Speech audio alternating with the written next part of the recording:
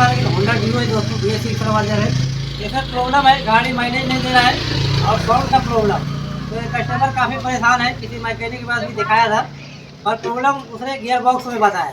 दिक्कत किस तरह का वो बता दे। गाड़ी स्टार्ट कंडीशन में यहाँ पर दिखा दे, चाबी को यहाँ पर ऑन कीजिए और यहाँ पर स्टार्ट मारे, एक पर गाड़ी स्टार्ट है।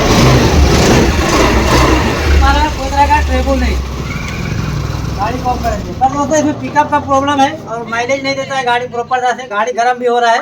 तो ये कस्टमर काफ़ी परेशान है और इसका साउंड का जो साउंड है, इसके अंदर आवाज़ है, उसके लेके परेशान है। यहाँ पर दिखा दें, आवाज़ सुनने में आ रहा होगा, इस तरह से आवाज़ कर रहा है, पूरा घर घर आवाज़ करता है।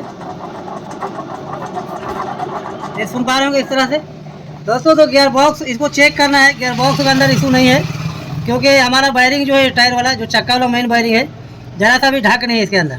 तो इसके से क्या पता चलता है कि हमारा गियर बॉक्स में कोई तरह का दिक्कत नहीं है, क्योंकि गियर बॉक्स के अंदर 6 वायरिंग होता है और सबसे पहला वायरिंग जाने का रीज़न इसी का रहता है, जो बड़ा वाला वायरिंग है।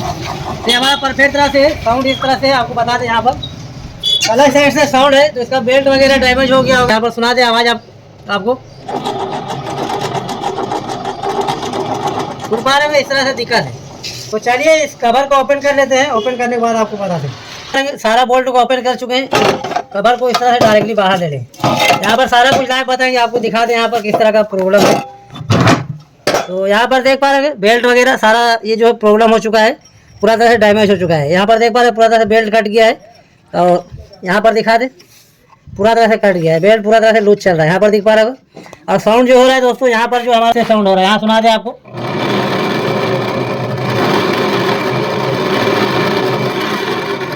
इस तरह से साउंड हो रहा है।